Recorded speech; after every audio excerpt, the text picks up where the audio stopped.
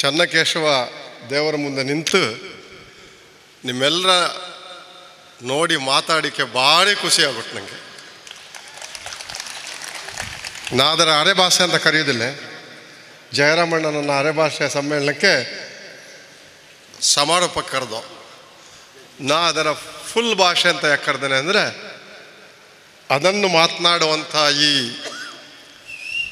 ನೆಲದ ಉಸಿರಿನ ಜನ, ಈ ಮಲೆನಾಡಿನ ಉಸಿರಿನ ಜನ, ಈ ಮಲೆನಾಡಿನ ತಣ್ಣಗೆ ಎರಕಾವ ಹೊಯ್ದಂತಹ ಜನ ನಿಜಕ್ಕೂ ಭೂಪುತ್ರರು.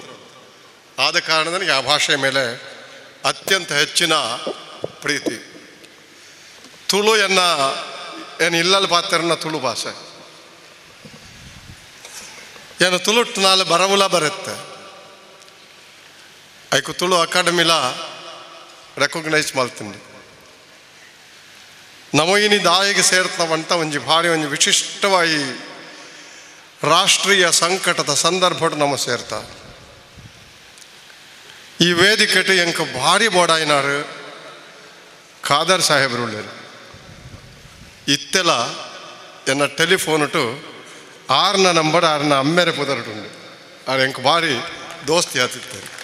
ಫರೀದ್ ಸಾಹೇಬ್ರು ಅಮರಣ್ಣೆಲ್ಲ ಎಲ್ಲ ಒಟ್ಟಿಗೆ ಕೆಲಸ ಮಾಡ್ತಾನಕ್ಲೆ ಒಂಜಿ ಕಾಲಟು. ಜೀವರಾಜ ಆಳ್ವರೆ, ರಾಮಕೃಷ್ಣ ಹೆಗ್ಡೆರೆ, ದೇವೇಗೌಡರೆ ಒಟ್ಟು.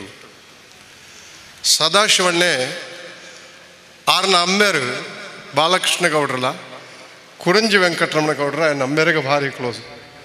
ಬುಕ್ಕೊಂಜಿ ಎಸ್ ಸಾಹೇಬ್ರು ಮೂಲಿಸ್ತೇರಿ. ಎನ್ನ ಉಪನಯನ ಮಲ್ಪನಾಗ ಆ ಉಪನಯನಕ್ಕೆ ಬೋಡಾಯಿ ಪೂರ್ತಿ ಸಾಮಾನು ಸರಂಜಾಮು ಚಪ್ಪರ ಪೂಡ ಪಾಡ್ನಾರು ಮಮ್ಮದ ಕುಂಜಿ ಸಾಹೇಬ್ರು.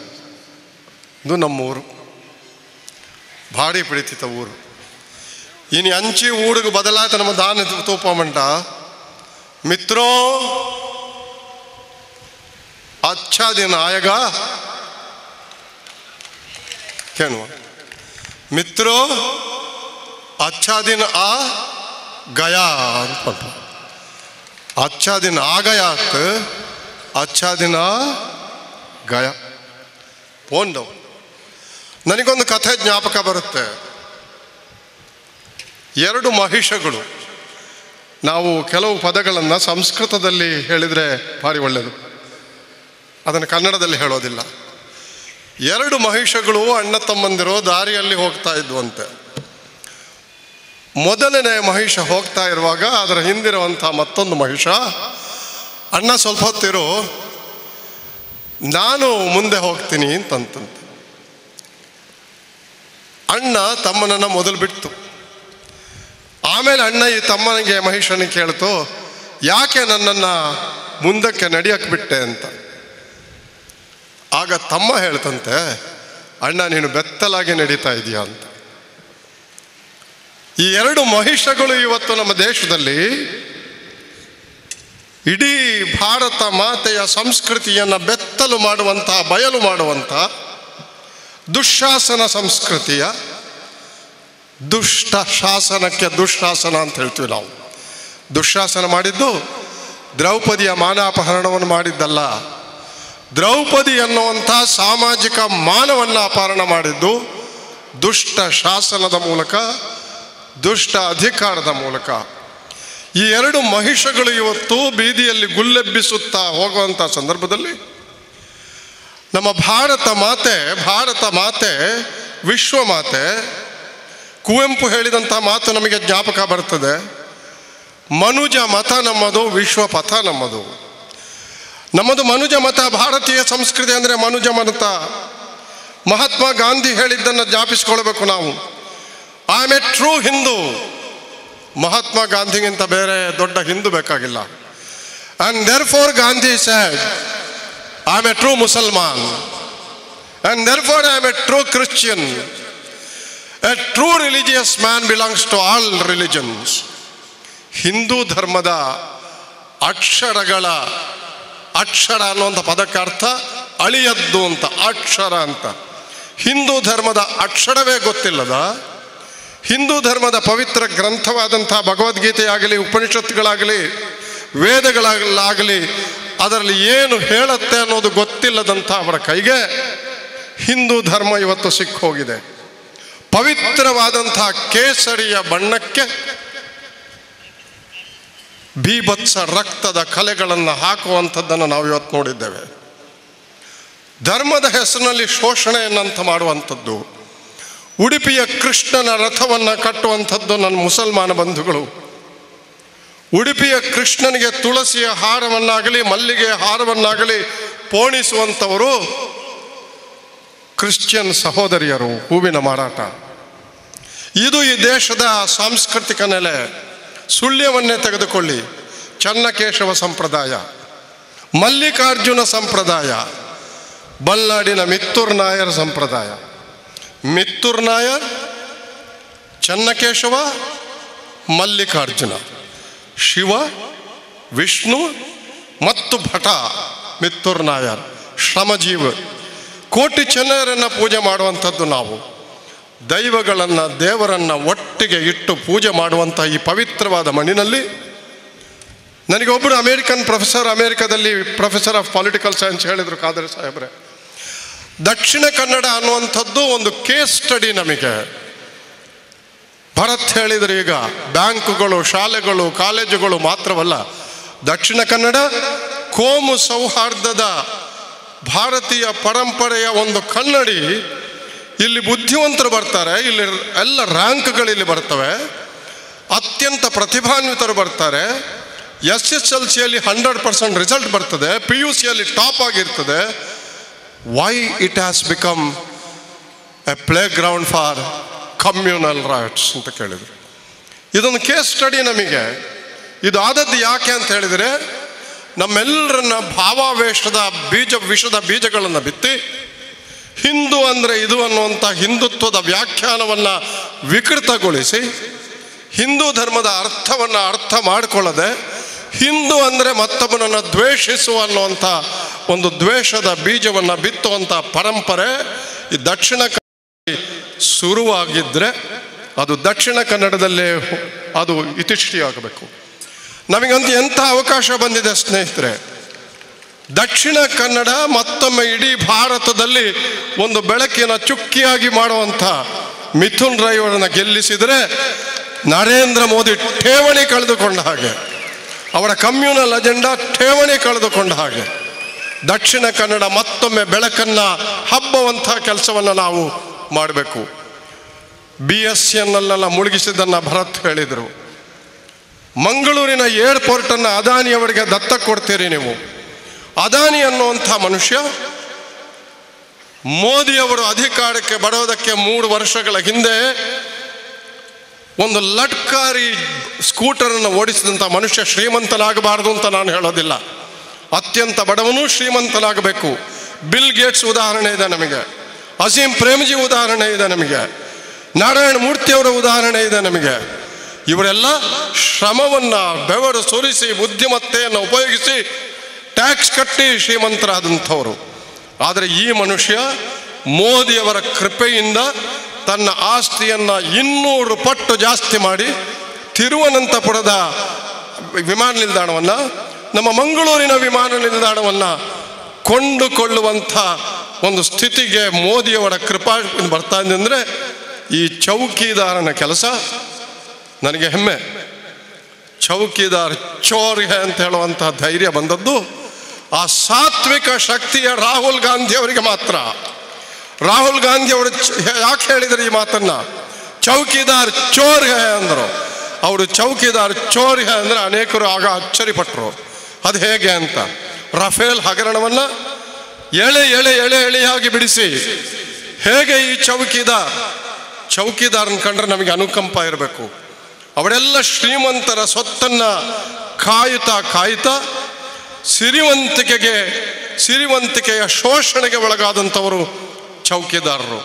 ಅಂಥ ಈ ಚೌಕಿದಾರ, ಆದರೆ ಈ ಶೋಷಕ ಚೌಕಿದಾರ ಮೋದಿ ಅನ್ನುವಂಥ ರಾಹು, ಅಮಿತ್ ಶಾ ಅನ್ನುವಂಥ ಕೇತುಗೆ ಬೆಳಕು ಅಂತ ಒಂದು ಅರ್ಥ ಇದೆ, ಆದರೆ ಕೇತುಗೆ ನೆರಳು ಅನ್ನುವಂಥ ಒಂದು ಅರ್ಥ ಇದೆ. ಯಾವ ಸಂಸ್ಕೃತಿ ಇವ್ರದ್ದು? ಭಾರತೀಯ ಸಂಸ್ಕೃತಿ ಅಂತ ಹೇಳಿದರೆ ಹಿರಿಯರಿಗೆ ಗೌರವವನ್ನು ಕೊಡುವಂಥದ್ದು. ಮಾನ್ಯ ಅದ್ವಾನಿಯವರ ಹೆಗಲ ಮೇಲೆ ನೀವು ಏರ್ತೀರಿ, ಹೆಗಲ ಮೇಲೆ ಏರಿ ನೀವು ಹೇಳ್ತೀರಿ ಅದ್ವಾನಿ ಇಸ್ ನಾಟ್ ನೀಡೆಡ್ ಅಂತ ಹೇಳ್ತೀರಿ. ಮುರಳಿ ಮನೋಹರ್ ಜೋಶಿ ಅವರನ್ನ ಪಕ್ಕಕ್ಕೆ ತಳ್ಳುತ್ತೀರಿ. 8 ಸಲ ಚುನಾವಣೆಯಲ್ಲಿ ಗೆದ್ದಂಥ ಸುಮಿತ್ರಾ ಮಹಾಜನ್ ಅಂತ ಹೆಣ್ಮಗಳಿಗೆ, ನಿಮ್ಮ ಪರವಾಗಿಯೇ ಪಾರ್ಲಿಮೆಂಟನ್ನು ನಡೆಸಿದಂಥ ಹೆಣ್ಮಗಳಿಗೆ ಟಿಕೆಟ್ ಕೊಡದೆ ಸತಾಯಿಸ್ತೀರಿ. ಇದು ಒಳ್ಳೆಯದೇ, ವಿನಾಶಕಾಲೆ ವಿಪರೀತ ಬುದ್ಧಿ ಅಂತ ಹೇಳ್ತೀವಿ. ಇದು ಭಾರತೀಯ ಸಂಸ್ಕೃತಿಯ? ಹಿರಿಯರನ್ನು ಕಡೆಗಣಿಸುವುದು ಭಾರತೀಯ ಸಂಸ್ಕೃತಿಯ? ಬೇಟಿ ಬಚಾವೋ ಹೇಳ್ತೀರಿ ನೀವು. ನಿಮ್ಮ ಹೆಂಡತಿ ಯಾರ್ದ ಬೇಟಿ ಅಲ್ವೇ?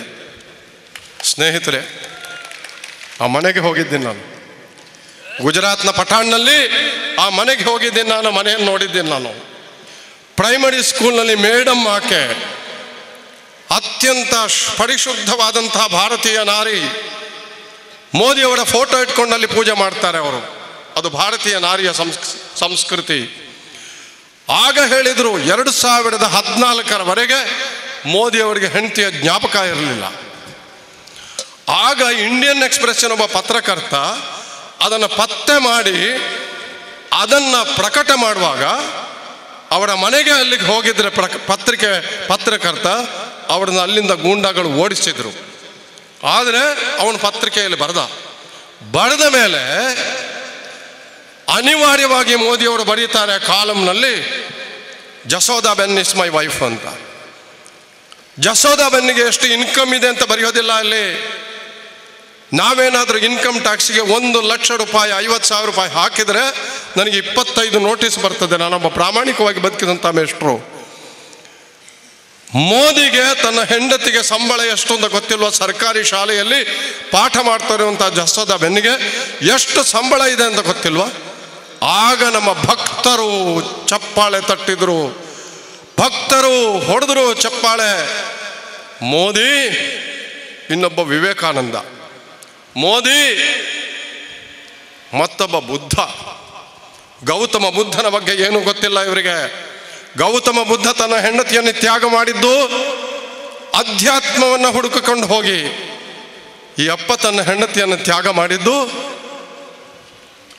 ಅಧಿಕಾರಕ್ಕಾಗಿ.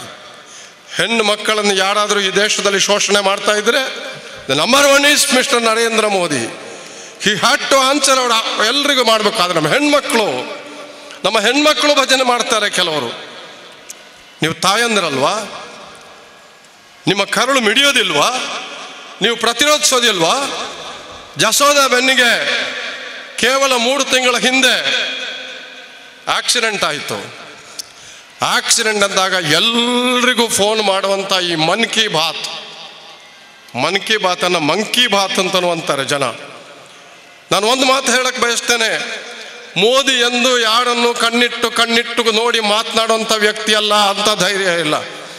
ಈ ದೇಶ ಕಂಡಂಥ ಅತ್ಯಂತ ದುರ್ಬಲರಾದಂತಹ ಅತ್ಯಂತ ಹೇಡಿ ಪ್ರಧಾನಮಂತ್ರಿ ಇದ್ದರೆ ಅದು ನರೇಂದ್ರ ಮೋದಿ ಅಂತ ನಾನು ಹೇಳ್ತೇನೆ. ಯಾಕೆ ಈ ಮಾತನ್ನು ಹೇಳ್ತೇನೆ ಅಂದರೆ, ಹೇಡಿಗಳು ಮತ್ತು ದುರ್ಬಲರು ಮಾತ್ರ ದ್ವೇಷಿಸ್ತಾರೆ. ಮಹಾತ್ಮ ಗಾಂಧಿ, ನೆಹರು ಯಾರನ್ನು ದ್ವೇಷಿಸಲಿಲ್ಲ. ಇಂದಿರಾ ಗಾಂಧಿ ದ್ವೇಷಿಸಲಿಲ್ಲ. ಇಂದಿರಾ ಗಾಂಧಿ ಮತ್ತು ವಾಜಪೇಯಿ ಅವರ ಸಂಬಂಧ ನಮಗೆ ಗೊತ್ತಿದೆ. ರಾಜೀವ್ ಗಾಂಧಿ ಅವರು ದ್ವೇಷಿಸಲಿಲ್ಲ. ರಾಹುಲ್ ಗಾಂಧಿ ಅವರು ನಿನ್ನೆ ಟ್ವೀಟ್ ಮಾಡಿದ್ದಾರೆ, ಇಡೀ ಜಗತ್ತು ನನ್ನನ್ನು ಹೇಟ್ ಮಾಡಲಿ, I don't hate the world, I love them, I love including Modi ಅಂತ ಹೇಳಿದ್ರು. Because I am not A covered. ಈ ದೇಶದ ಒಬ್ಬ ಅತ್ಯಂತ ಪ್ರತಿಭಾನ್ವಿತ ತರುಣ ಮತ್ತೊಮ್ಮೆ ನಮ್ಮಲ್ಲಿ ಆಶಾವಾದವನ್ನು ಹುಟ್ಟಿಸಿದಂಥ ಒಬ್ಬ ತರುಣ ಇದ್ರೆ ಅದು ರಾಹುಲ್ ಗಾಂಧಿ. ಯಾಕೆ ಆ ರಾಹುಲ್ ಗಾಂಧಿ ಅಂತ ಹೇಳ್ತಾ ಇದ್ದೀನಿ ಅಂದರೆ, ಅವರ ಮಾತಿನಲ್ಲಿ ಮಹಾತ್ಮ ಗಾಂಧಿಯ ಸೆಳವಿದೆ. ಮುಂದೆ ಒಂದು ಟ್ವೀಟ್ ಮಾಡಿದರು, ಈಗ ಆಗುವಂಥ ಯುದ್ಧ ಇದೆಯಲ್ಲ, ಇದು ಚುನಾವಣೆ ಅಲ್ಲ, ಇದು ಸತ್ಯದ ಶಕ್ತಿಗೂ ಶಕ್ತಿಯ ಸತ್ಯಕ್ಕೂ ನಡೆಯುವಂಥ ಹೋರಾಟ ಅಂದರು. It's a fight between truth of power and power of truth. Power of ಟ್ರುತ್ಗೆ ಗೆಲ್ಲೋದಕ್ಕೆ ಸ್ವಲ್ಪ ಸಮಯ ಇದೆ. ದುಶ್ಯಾಸನ ದುರ್ಯೋಧನರನ್ನು ನಾವು ಹಿಮ್ಮೆಟ್ಟಿಸಿ ರಾವಣ ಕುಂಭಕರ್ಣನ ದಮನ ಮಾಡಿ ಶುಂಭ ನಿಶುಂಭರನ್ನು ಹೊಡೆದು ತಲೆ ಹೊಡೆದು ಹಾಕಿ ಮಹಿಷಾಸುರನನ್ನು ಮರ್ದಿಸಿ ಹಿರಣ್ಯಾಕ್ಷ ಹಿರಣ್ಯಕಶಿಪುರನ್ನು ಕೊಂದು ಮೇಲೆ ಬರಬೇಕಾದ್ರೆ ಪ್ರಹ್ಲಾದನಿಗೂ ಸಮಯ ಬೇಕು, ರಾಮನಿಗೂ ಸಮಯ ಬೇಕು. ನಿಜವಾದ ಹಿಂದುತ್ವ ಇರುವಂಥದ್ದು ರಾಮನಲ್ಲಿ. ರಾಮ ಕೋದಂಡ ರಾಮನಲ್ಲ. ರಾಮ ಹುಟ್ಟಿದ್ದೇ ಬಿಲ್ಲನ್ನು ಮುರಿಯೋದಕ್ಕೆ. ಅವನಣ್ಣ ರಾಮ ತತ್ವವೇ ಬಿಲ್ಲನ್ನು ಮುರಿಯುವಂಥದ್ದು, ಬಿಲ್ ಹೂಡುವಂಥದ್ದಲ್ಲ. ರಾಮ ಸೀತೆಯನ್ನು ಮದುವೆ ಆಗಬೇಕಾದ್ರೆ ಬಿಲ್ ಮುರಿಬೇಕು, ಶಿವದಾಸನ ಮುರಿಬೇಕು. ಅದೊಂದು ಸಂಕೇತ. ಹಿಂಸೆಯನ್ನು ಮುರಿಬೇಕು ಅಂತ ಬಂದವನು ರಾಮ. ರಾಮನ ಎದುರು ಕೊಡಲಿಯನ್ನು ಹಿಡಿದು ಬಂದ ಪರಶುರಾಮನನ್ನ ಕೊಡಲಿ ಹಿಡಿದು ಬಿಲ್ ಹಿಡಿದು ಬಿಸಾಕಿ, ನಿನ್ನಂತಹ ಬ್ರಾಹ್ಮಣನಿಗೆ ಇದು ತಕ್ಕುದಲ್ಲ, ಹಿಮಾಲಯಕ್ಕೆ ತಪಸ್ಸಿಗೆ ಹೋಗು ಅಂತ ಹೇಳಿದ ಹಿಂಸವಾದಿ ರಾಮ. ರಾವಣ ಸತ್ತು ಹೋದಾಗ ವಿಭೀಷಣ ನಿನಗೆ ಸಂಸ್ಕಾರ ಮಾಡೋದಿಲ್ಲ ಅಂತ ಹೇಳುವಂಥ ಸಂದರ್ಭದಲ್ಲಿ ಸತ್ತವನಿಗೆ ಸಂಸ್ಕಾರ ಮಾಡುವಂಥದ್ದು ಇದನ್ನು ಮೊಹಮ್ಮದ್ ಪೈಗಂಬರ್ ಹೇಳ್ತಾರೆ. ಕುರಾನ್ನಲ್ಲಿ ಮೊಹಮ್ಮದ್ ಪೈಗಂಬರ್ ಹೇಳ್ತಾರೆ. ಅವರ ಧರ್ಮಕ್ಕೆ ಸೇರಿದಂಥ ಒಂದು ಶವ ಬಂದಾಗ ಪೈಗಂಬರ್ ಓಡ್ ಹೋಗಿ ಹೆಗಲು ಕೊಡ್ತಾರೆ. ನಾನು ಕುರಾನನ್ನು ಸ್ವಲ್ಪ ಓದಿದ್ದೇನೆ ಚೆನ್ನಾಗಿ. ಹೆಗಲು ಕೊಡ್ತಾರೆ. ಹೆಗಲು ಕೊಟ್ಟಾಗ ಒಬ್ರು ಪ್ರಶ್ನಿಸ್ತಾರೆ, ಅದು ನಾವು ಮಾಡಬಹುದೇ ಅಂತ. ಶವ ಅನ್ನೋದು ದೇವರು ಅಂತಾರೆ ಅವರಾಗ. ರಾವಣನ ಶವ ಸಂಸ್ಕಾರ ಮಾಡೋದಿಲ್ಲ ಅಂತ ವಿಭೀಷಣ ಹೇಳಿದಾಗ ರಾಮ ಹೇಳ್ತಾನೆ, ಶತ್ರುತ್ವ ಎಲ್ಲಿಯವರೆಗೆ, ನಾನು ಮಾಡ್ತೀನಿ ಅಂತ ಹೇಳ್ತಾನೆ. ಅದು ರಾಮ. ಇಡೀ ರಾಮಾಯಣದಲ್ಲಿ ರಾಮ ಬಿಲ್ ಹಿಡಿದದ್ದು ಕೇವಲ 6 ಸಲ 7 ಸಲ, 7 ಸಲ ಅವನು ಬಿಲ್ ಹಿಡಿದದ್ದು. ಇವರು ಕೋದಂಡರಾಮನ ಫೋಟೋ ಹಾಕ್ತಾರೆ ಎಲ್ಲ ಕಡೆ. ಕೋದಂಡರಾಮನ ಹೆಸರಿನಲ್ಲಿ ಇಟ್ಟಿಗೆ ಲಪಟಾಯಿಸ್ತಾರೆ. ಇಟ್ಟಿಗೆ ಲಪಟಾಯಿಸುವಾಗ ನಾನು ಇನ್ನೂ MA ವಿದ್ಯಾರ್ಥಿ. ಆ ಇಟ್ಟಿಗೆಯನ್ನು ಲಪಟಾಯಿಸಿದಂತಹ ಇವರು ರಾಮ ಮಂದಿರವನ್ನು ಕಟ್ಟುತ್ತೇನೆ ಅಂತೇಳಿ ರಾಮನನ್ನೇ ಮೂರ್ಖನನ್ನಾಗಿ ಮಾಡಿದ ಇವರು ಯೋಗಿ ಅವೇದ್ಯನಾಥಂತ ಕಾವಿ ಬಟ್ಟೆ ಹಾಕಿ ಕಾವಿ ಬಟ್ಟೆಗೆ ಅಪಮಾನ ಮಾಡಿರುವಂಥ ಸಾಧು ಅನ್ನುವಂಥ ಒಬ್ಬ ಭೋಗಿನಾಥ ರಾಮನ ವಿಗ್ರಹವನ್ನು 200 ಅಡಿ ಕಟ್ಟುತ್ತಾನೆ ಅಂತ ಹೇಳ್ತಾನೆ. ಇವರಿಗೆ ಹಿಂದೂ ಧರ್ಮದ ಶಾಸ್ತ್ರ ಗೊತ್ತೇ? ಇವರಿಗೆ ಹಿಂದೂ ಧರ್ಮದ ದೇವಾಲಯ ರಚನೆಯ ಶಾಸ್ತ್ರ ಗೊತ್ತೇ? ಒಂದು ಬಿಂಬದ ಆಕಾರಕ್ಕೆ ಸರಿಯಾಗಿ ಪ್ರಾಕಾರ ಇರಬೇಕು ಅಂತಿದೆ. ರಾಮನ ಅಷ್ಟು ಎತ್ತರದ ಒಂದು ವಿಗ್ರಹವನ್ನು ಕಟ್ಟಿ ಅದು ಗಾಳಿ ಮಳೆಗೆ ಅನಾಥವಾಗಿ ಬೀಳುವ ಹಾಗೆ ಮಾಡುವಂಥ ಈ ಯೋಗಿ ಅವೇದ್ಯನಾಥ ಅನ್ನುವಂಥ ಒಬ್ಬ ಮನುಷ್ಯ ಮತ್ತು ಅವನ ಹಿಂದಿನ ಜನ ದಲಿತರಿಗೆ, ಬ್ಯಾಕ್ವರ್ಡ್ ಕಮ್ಯುನಿಟೀಸ್ಗೆ ಸೇರಿದಂಥ ಒಂದು ಮಠವನ್ನು ಬಲಾತ್ಕಾರವಾಗಿ ದಂಡ ಪ್ರಯೋಗದಿಂದ ಎಳೆದುಕೊಂಡಂಥ ಈ ಠಾಕೂರ್ ವ್ಯಕ್ತಿ, ಈ ಭೂಮಾಲಿಕ ನಮಗೆ ಧರ್ಮದ ಬಗ್ಗೆ, ಹಿಂದೂ ಧರ್ಮದ ಬಗ್ಗೆ ಹೇಳೋದಕ್ಕೆ ಹೊರಟಿದ್ದಾನೆ. ನಾನು ಮೋದಿಯವರ ವೈಫಲ್ಯಗಳ ಬಗ್ಗೆ ನಾನು ಮಾತನಾಡೋದಕ್ಕೆ ಇಷ್ಟಪಡೋದಿಲ್ಲ. ಗ್ಯಾಸ್ ಅಂತ ಹೇಳಿ ಗ್ಯಾಸ್ ಬಿಟ್ಟದ್ದು, 37 ಸ್ಲೋಗನ್ಗಳನ್ನು ಹೇಳಿದ್ದು. ಆ 37 ಸ್ಲೋಗನ್ಗಳು ಏನಂದರೆ ಒಂದು ಗಾಂಜಾ ಒಂದು ಓಪಿಯಂ ಇದ್ದ ಹಾಗೆ. ಒಂದು ಸ್ಲೋಗನ್ ಹೇಳಿ ಅದು ಮರೆಯೋದಕ್ಕೆ ಮುಂಚೆ ಮತ್ತೊಂದು ಸ್ಲೋಗನ್ ಹೇಳೋದು. ಅಚ್ಚೇ ದಿನ ಆಯೇಗ ಹೋಯ್ತು, ಸಬ್ಕಾ ವಿಕಾಸ್ ಬಂತು. ಸಬ್ಕಾ ವಿಕಾಸ್ ಹೋಯ್ತು, ಬೇಟಿ ಬಚಾವೋ ಬಂತು. ಗಾಂಧೀಜಿಯ ಕನ್ನಡಕವನ್ನು ಬಿಡಲಿಲ್ಲಲ್ರಿ ಇವರು. ಗಾಂಧೀಜಿಯ ಕನ್ನಡಕವನ್ನು ಎಲ್ಲ ಟಿವಿಗಳಲ್ಲಿ ತೋರಿಸಿದ್ರು. ಎಲ್ಲಿದೆ ಆ ಗಾಂಧೀಜಿಯ ಕನ್ನಡಕ ಇವತ್ತು? ನನಗೆ ಗೊತ್ತಿದೆ, ಇವರಿಗೆಲ್ರಿಗೂ ಐಡಲಾಗ್ ಯಾರೂ ಇಲ್ಲ. ಇದ್ರೆ ದೀನದಯಾಳು ಉಪಾಧ್ಯಾಯರು. ದೀನದಯಾಳು ಉಪಾಧ್ಯಾಯರು ಬರೆದಂಥ ಪುಸ್ತಕದ ಪುಟಗಳನ್ನು ನಾನು ವಿರೋಧಿಸಬಲ್ಲೆ. ಡೆಮಾಕ್ರಸಿಯಲ್ಲಿ ನಂಬಿಕೆ ಇಲ್ಲ, ಪ್ರಜಾಪ್ರಭುತ್ವದಲ್ಲಿ ನಂಬಿಕೆ ಇಲ್ಲ, ಗೈಡೆಡ್ ಡೆಮಾಕ್ರಸಿಯಲ್ಲಿ ನಂಬಿಕೆ. ಹಿಟ್ಲೋರಿಯನ್ ಆಟಿಟ್ಯೂಡ್. ಹಿಟ್ಲರ್ ಕೂಡ ಅಷ್ಟೇ. ಹಿಟ್ಲರ್ ಒಂದು ಪಕ್ಷ ಇತ್ತು, ಒಂದು ನಾಜಿ ಪಕ್ಷ ಅಂತ, ನ್ಯಾಷನಲಿಸ್ಟ್ ಸೋಷಲಿಸ್ಟ್ ಪಾರ್ಟಿ ಅಂತ. ಅದನ್ನು ಸ್ಥಾಪನೆ ಮಾಡಿದವರು ಬೇರೆ. ಹಿಟ್ಲರ್ ಬಂದ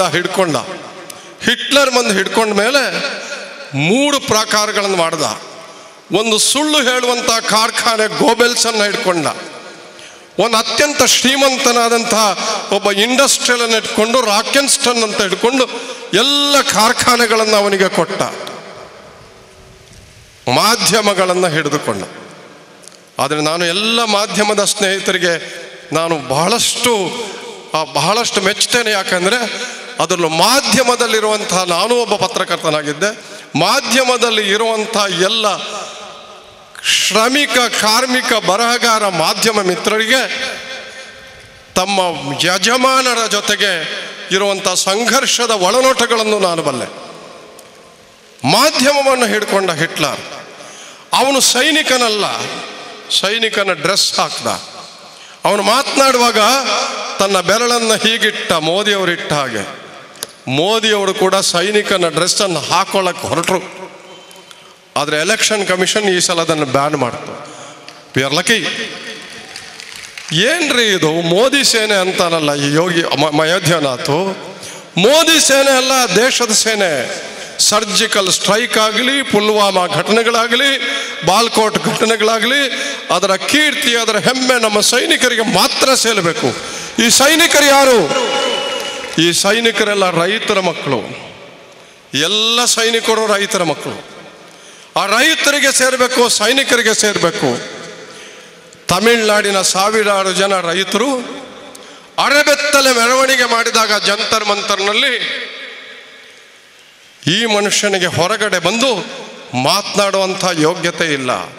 ನಾನು ಹೇಳ್ತಾ ಇದ್ದೆ, Modi is not A communicator, he is A breast beater. 56 ಇಂಚಿನ ಈ ವ್ಯಕ್ತಿಯ ಎದೆ ಒಳಗಡೆ ಒಂದು ಪುಟ್ಟ ಮಿಡಿಯುವ ಹೃದಯ ಬೇಕಲ್ಲ. 56 ಇಂಚಿನ ಎದೆ ನನ್ನದು ಅಂದರೆ ಪೈಲ್ವಾನ್ಗಿರಿಯ ಇದು. ಈ 56 ಇಂಚು ಎದೆ ಅಂತ ಹೇಳುವಾಗಲೇ ಮಸಲ್ ಪವರನ್ನು ತೋರಿಸುವಂಥದ್ದು. ಭಾರತೀಯ ಸಂಸ್ಕೃತಿ, ಹಿಂದೂ ಸಂಸ್ಕೃತಿ ಯಾವುದೇ ಮಸಲ್ಗೆ, ಯಾವುದೇ ಮಾಂಸಖಂಡಗಳಿಗೆ ಹೆದರೋದಿಲ್ಲ. ಪ್ರೀತಿಯ ಅನುಕಂಪಕ್ಕೆ ಹೆದರ್ತದೆ. ಒಂದು ಸಣ್ಣ ಕೋಲನ್ನು ಹಿಡಿದು ಮಹಾತ್ಮ ಗಾಂಧಿ ಅಚ್ಚಳಿಯದಂತಹ ಬ್ರಿಟಿಷ್ ಸಾಮ್ರಾಜ್ಯವನ್ನು ಅಲುಗಾಡಿಸಿಬಿಟ್ರು. ಅದು ಪ್ರೀತಿ, ಅದು ಅನುಕಂಪ. ಇಡೀ ದೇಶದಲ್ಲಿ ಪ್ರಜಾಪ್ರಭುತ್ವದ ಬೀಜವನ್ನು ಬಿತ್ತಿ ಒಂದು ಆಧುನಿಕ ರಾಷ್ಟ್ರವನ್ನಾಗಿ ಮಾಡಿದರು ಪಂಡಿತ್ ಜವಾಹರ್ಲಾಲ್ ನೆಹರು. ಇವತ್ತು ಜವಾಹರ್ಲಾಲ್ ನೆಹರು ಬಗ್ಗೆ ಏನೇನೋ ಮಾತಾಡ್ತಾರೆ. ಬ್ರೈನ್ ವಾಶ್ ಎಷ್ಟು ಮಾಡ್ತಾರೆ ಈ ಭಕ್ತರು ಅಂತ ಹೇಳಿದರೆ, ಆ ಭಕ್ತರು ಅನ್ನುವಂಥ ಪದವನ್ನು ಕೂಡ ನಾವು ಉಪಯೋಗಿಸಬಾರ್ದು. ಭಕ್ತರು ಅನ್ನುವಂಥದ್ದು ಬಹಳ ಅತ್ಯಂತ ಅಮೂಲ್ಯವಾದಂಥ ಒಂದು ಭಕ್ತ ಪಂಥದ ಪದ. ಕೇಸರಿಯ ಬಣ್ಣಕ್ಕೆ ಕಪ್ಪು ಬಳಿದ್ರಿ, ಭಕ್ತ ಅನ್ನುವಂಥ ಪದವನ್ನು ಭ್ರಷ್ಟಗೊಳಿಸಿದ್ರಿ, ಆರ್ಥಿಕ ವ್ಯವಸ್ಥೆಯನ್ನು ಹದಗೆಳಿಸಿದ್ರಿ. ಡಿಮಾನಿಟೈಸೇಷನ್ ಆಯಿತು. ಡಿಮಾನಿಟೈಸೇಷನ್ ಆಗುವಂಥ ಸಂದರ್ಭದಲ್ಲಿ 100 ಜನ, 1000 ಜನ ಬಡವರು 1000-2000 ರೂಪಾಯಿ ಬ್ಯಾಂಕಿಂದ ಅದನ್ನು ಬದಲಾಯಿಸೋಕ್ಕೆ ಹೊರಟ್ರೆ ಇವರೆಲ್ಲ ಶ್ರೀಮಂತರ ಏಜೆಂಟ್ಸು ಅಂತಂದ್ರಿ. ಬಡವರಿಗೆ ಅಪಮಾನವನ್ನು ಮಾಡಿದ್ರಿ. ಅಲ್ಲಿ ಜನ ಸತ್ತರೆ ನಿಮ್ಮ ಕಣ್ಣಲ್ಲಿ ನೀರು ಬರಲಿಲ್ಲ. ಮೋದಿ ಎಂದಾದರೂ ಹತ್ತದ್ದು ನೋಡಿದ್ದೀರಾ?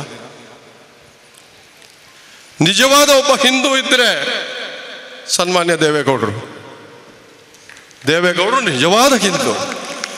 ಹಿಂದುತ್ವಕ್ಕೆ ಅವರೊಂದು ಪ್ರತೀಕ. ಗೋಮಾತೆಯ ಹೆಸರಿನಲ್ಲಿ ಹಿಂಸೆಯನ್ನು ಮಾಡ್ತಿರಲ್ರಿ.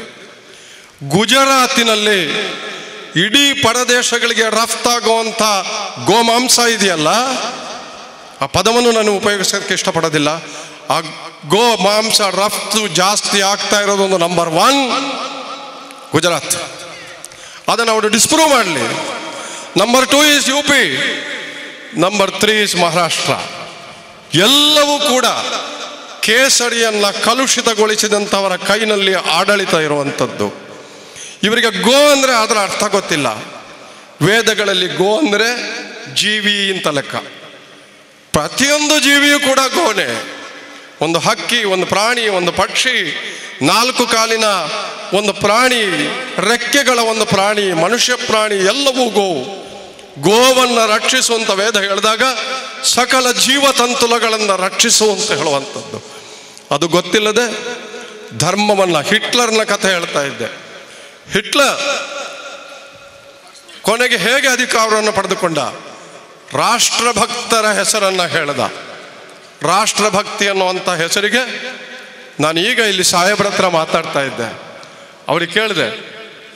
ಅವರಿಗೆ ಮಾತಾಡ್ತಾ ಕೇಳಿದೆ ನಾನು, ನೀವು ಹುಟ್ಟಿ ಎಷ್ಟು ವರ್ಷ ಆಯಿತು ಅಂದೆ. 60 ವರ್ಷ ಆಯಿತು ಅಂದರು ನನ್ನ ಮುಸಲ್ಮಾನ ಸ್ನೇಹಿತರು. ನಾನು ಹೇಳಿದೆ, ನಾನು ಹುಟ್ಟಿ ವರ್ಷ ಅಲ್ಲ, ಬಹುಶಃ 2000 ವರ್ಷ ಆಗಿರ್ಬೋದು ಅಂತ.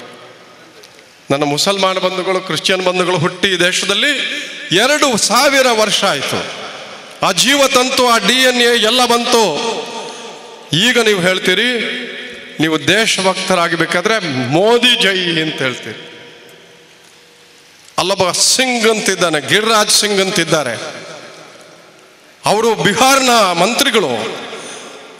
ಅವರು ಹೇಳ್ತಾರೆ ಮೋದಿಗೆ ವೋಟ್ ಹಾಕದಿದ್ರೆ ಪಾಕಿಸ್ತಾನಕ್ಕೆ ಹೋಗಿ ಅಂತ.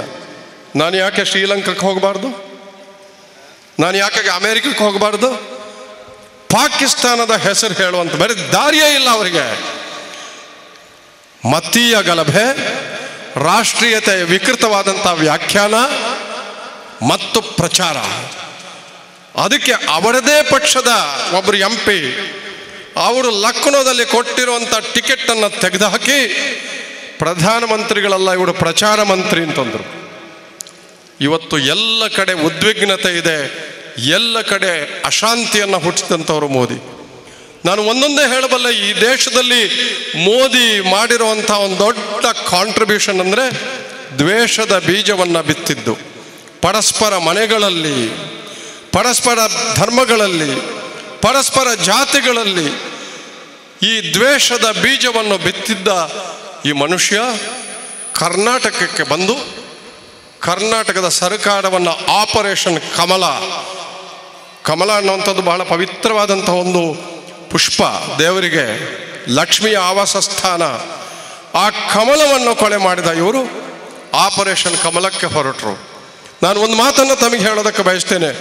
JDS ಮತ್ತು ಕಾಂಗ್ರೆಸ್ನವರು ಇದ್ದಕ್ಕಿದ್ದಾಗೆ ಒಂದಾದದ್ದಲ್ಲ.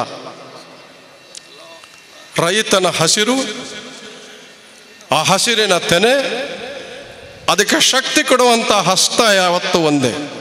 ಮೂಲಭೂತವಾಗಿ ನಮ್ಮಲ್ಲಿ ಸಾಮಾಜಿಕ ಸಾಮರಸ್ಯ ಇದೆ, ಮತಭೇದ ಇಲ್ಲ. ನಾನೊಂದು ಮಾತು ಹೇಳೋದಕ್ಕೆ ಬಯಸ್ತೇನೆ. ಆವತ್ತು ಚುನಾವಣೆ ಫಲಿತಾಂಶ ಬರ್ತಾ ಇತ್ತು, ನಾನು ಕೂಡ ಕಾಂಗ್ರೆಸ್ ಪಕ್ಷದ ವಾರ್ ರೂಮ್ನಲ್ಲಿದ್ದೆ. 2 ಗಂಟೆ ಹೊತ್ತಿಗೆ ಫಲಿತಾಂಶ ಹೀಗೆ ಅಂತ ಗೊತ್ತಾಯಿತು. ಕೇವಲ 1 ಗಂಟೆಯಲ್ಲಿ 3.5 ಗಂಟೆಗೆ ಕಾಂಗ್ರೆಸ್ ಪಕ್ಷ ಮತ್ತು JDS ಪಕ್ಷ ಸನ್ಮಾನ್ಯ ದೇವೇಗೌಡರು, ಕುಮಾರಸ್ವಾಮಿ ಅವರು, ವೇಣುಗೋಪಾಲ್ ಅವರು, ಡಾಕ್ಟರ್ ಪರಮೇಶ್ವರ್ ಅವರು, ಸಿದ್ದರಾಮಯ್ಯನವರು, DK ಶಿವಕುಮಾರ್ ಅವರು ಎಲ್ಲರೂ ಸೇರಿಕೊಂಡು ಫಲಿತಾಂಶ ಬರೋದಕ್ಕೆ ಮುಂಚೆಯೇ ನಾವು ಒಂದಾಗಿ ಸಮ್ಮಿಶ್ರ ಸರ್ಕಾರ ಅಲ್ಲ ಮಿತ್ರ ಸರ್ಕಾರ ಮಾಡ್ತೀವಿ ಅಂದರು.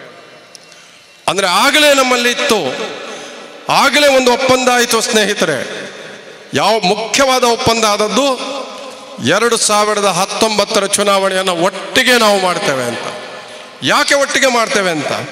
ಇಂಥ ಸಂಬಂಧ ಬರೀ ಇಲ್ಲಲ್ಲ ಇರುವಂಥದ್ದು. ಮಹಾರಾಷ್ಟ್ರದಲ್ಲಿ NCP ಜೊತೆ ಇದೆ, DMK ಜೊತೆ ನಮಗೆ ತಮಿಳುನಾಡಲ್ಲಿದೆ, JDSಗೂ ನಮಗೆ ಸಮಾನವಾದ ಮನೋಭಾವ ಇದೆ. ಕುಮಾರಸ್ವಾಮಿ ಅವರು 5 ವರ್ಷಗಳ ಕಾಲ ಈ ರಾಜ್ಯವನ್ನು ನಡೆಸ್ತಾರೆ ಅನ್ನುವಂಥ ಆಣತಿಯ ಒಂದಿಗೆ ನಾವು ಸರ್ಕಾರವನ್ನು ಮಾಡಿದ್ದೇವೆ. ಆದರೆ ಇದನ್ನು ಬೀಳಿಸಬೇಕು ಅಂತ ಅಂದರು. ಬೀಳಿಸೋಕ್ಕಾಗಲಿಲ್ಲ. ಆಪರೇಷನ್ ಕಮಲದವರಿಗೆ ಏನೇನು ಆಟ ಆಡಿದರು. ನಮಗೆ ನಮ್ಮ ಶಾಸಕರನ್ನು ಮಾತ್ರ ತೆಗೆದುಕೊಂಡು ಹೋದದ್ದಲ್ಲ, ಅವರ 104 ಶಾಸಕರನ್ನು ದೆಹಲಿಯಲ್ಲಿ ಬಂಧನದಲ್ಲಿಟ್ಟರು. ಆತಂಕ ಇರೋದು ನಮ್ಮ ಬಗ್ಗೆ ಅಲ್ಲ, ಆತಂಕ ಇರೋದು ಅವರ ಬಗ್ಗೆ. 104 ಜನರನ್ನು ಬಂಧನದಲ್ಲಿ ಇಟ್ಟುಕೊಂಡು 25 ದಿವಸಗಳ ಕಾಲ ಅಲ್ಲಿ ಬಂಧನದಲ್ಲಿ ಇಟ್ಕೋಬೇಕಾದ್ರೆ ಆ 5 ಸ್ಟಾರ್ ಹೋಟ್ಲಲ್ಲಿ ಒಂದು ಹೋಟ್ಲಿಗೆ ಒಂದು ರೂಮಿಗೆ ದಿವಸಕ್ಕೆ 50,000 ರೂಪಾಯಿ ಖರ್ಚಾಗೋದಾದರೆ ಮಾನ್ಯ ಯಡಿಯೂರಪ್ಪನವರು ಕೊಟ್ಟರು. ಅದನ್ನು ಅಮಿತ್ ಶಾ ಕೊಟ್ಟರು, ಹಣವನ್ನು ಅಮಿತ್ ಶಾ ಕೊಟ್ಟರು. ಅಮಿತ್ ಶಾ ಆಗಾಗ ಕರ್ನಾಟಕ ಬಂದಾಗ ಹಣದ ಥೈಲಿಗಳನ್ನು ತರ್ತಾರೆ, ಇಲ್ಲಿಗೆ ಭ್ರಷ್ಟತೆಗೊಳಿಸಕ್ಕೆ ಬರ್ತಾರೆ. ನನಗಂತೂ ವಿಶ್ವಾಸ ಇದೆ. ನಾನು GDP ಬಗ್ಗೆ ಹೇಳೋದಿಲ್ಲ. ಇವತ್ತು ನಮಗೆಲ್ಲ ಉದ್ಯೋಗದ ಸಂಕಟ ಇದೆ, ಅನ್ನದ ಸಂಕಟ ಇದೆ. ಸಿದ್ದರಾಮಯ್ಯನವರ ಸರ್ಕಾರ ಮಾಡಿದ ಮಾತ್ರ ಅಲ್ಲ, ರಾಹುಲ್ ಗಾಂಧಿಯವರು ಮತ್ತು ಸೋನಿಯಾ ಗಾಂಧಿಯವರು UPA ಸರ್ಕಾರದ ಸಂದರ್ಭದಲ್ಲಿ ರೈಟ್ ಟು ಫುಡ್ ತಂದರು, ರೈಟ್ ಟು ಫುಡ್ ಆ್ಯಕ್ಟ್ ಅಂತ ತಂದರು, right to forest dwellers act ಅಂತ ತಂದರು, ರೈಟ್ ಟು ಫುಟ್ಪಾತ್ ಡ್ವೆಲ್ಲರ್ಸ್ ಆ್ಯಕ್ಟನ್ನು ತಂದರು. ಈಗ 72,000 ರೂಪಾಯಿಗಳನ್ನು 1 ವರ್ಷಕ್ಕೆ ನ್ಯಾಯ ಯೋಜನೆಯಲ್ಲಿ, ಈ ನ್ಯಾಯ ಯೋಜನೆ ಕಾಂಗ್ರೆಸ್ ಮಾಡಿದ್ದಲ್ಲ, ಈ ಜಗತ್ತಿನ ಅತ್ಯಂತ ಶ್ರೇಷ್ಠ ಅರ್ಥಶಾಸ್ತ್ರಜ್ಞರ ಜೊತೆಗೆ ಸೇರಿ ಈ ನ್ಯಾಯ ಯೋಜನೆಯನ್ನು ತರಲಾಯಿತು. ಅದು ಹೇಗೆ ಇಂಪ್ಲಿಮೆಂಟ್ ಮಾಡೋದು ಅನ್ನೋದನ್ನು ಕೂಡ ಹೇಳಾಯಿತು. 15 ಲಕ್ಷ ರೂಪಾಯಿ ಬಗ್ಗೆ ಭರತ್ ಹೇಳಿದರು. ನಾವೆಲ್ಲ ಇಲ್ಲಿ ಸ್ಟೇಜ್ನಲ್ಲಿರುವಂಥವ್ರು ಮೋದಿ ವಿರೋಧಿಗಳು. ನೀವು ಕೂಡ ಹೆಚ್ಚಿನ ಜನ. ನನ್ನ ಪತ್ರಿಕರ್ತ ಮಿತ್ರರಲ್ಲಿ ನಾನು ಕೇಳ್ತೇನೆ, ನೀವು ನಿರಪರಾಧಿಗಳು. ನಿಮ್ಮ ಲೆಕ್ಕಕ್ಕೆ 15 ಲಕ್ಷ ರೂಪಾಯಿ ಬಂದಿದೆಯಾ? ನಿಮ್ಮ ಲೆಕ್ಕಕ್ಕೆ 15 ಲಕ್ಷ ರೂಪಾಯಿ ಬಂದರೆ ನಾವೆಲ್ಲ ನಿಮ್ಮನ್ನು ಕ್ಷಮೆ ಕೇಳ್ತೇವೆ, ಮೋದಿಯವರ ಕ್ಷಮೆ ಕೇಳ್ತೀವಿ. ನಿಮ್ಮ ಅಕೌಂಟಿಗೆ 15 ಲಕ್ಷ ಬಂದಿದೆಯಾ? ನಮ್ಮ ಸುಳ್ಯದಲ್ಲಿ ಬೀದಿಯಲ್ಲಿ ವ್ಯಾಪಾರ ಮಾಡ್ತಂಥ ತರಕಾರಿಯನ್ನು ಮಾರುವಂಥ ಹೆಣ್ಣುಮಕ್ಕಳ ಅಕೌಂಟಿಗೆ ಬಂದಿದೆಯಾ? ಅವರೇನು ಅಪರಾಧ ಮಾಡಿದ್ದಾರೆ? ನಾವೆಲ್ಲ ನಿಮ್ಮನ್ನು ವಿರೋಧಿಸ್ತೀವಿ, ನಮಗೆ ಬೇಡ. ಅವರಿಗೆ ಏನು ತಪ್ಪು ಮಾಡಿದ್ದಾರೆ? ಇಂಥ ಸುಳ್ಳುಗಾರ. ಒಂದು ಕತೆ ಹೇಳ್ತೀನಿ ನಿಮಗೆ, ಕತೆ ಹೇಳಿ ನಾನು ಮಾತು ಮುಗಿಸ್ತೇನೆ. ಒಂದು ಸುಳ್ಳಿನ ಸಾಮ್ರಾಜ್ಯ ಇತ್ತಂತೆ. ಆ ಸುಳ್ಳಿನ ಸಾಮ್ರಾಜ್ಯದಲ್ಲಿ ಒಂದು ಸುಳ್ಳು ಹೇಳಿದವನಿಗೆ 1 ಸ್ಥಾನ, 2 ಸುಳ್ಳು ಹೇಳಿದವನಿಗೆ 3 ಸ್ಥಾನ, ಹೀಗೆ ಒಬ್ಬೊಬ್ಬರ ಆ ಸುಳ್ಳಿನ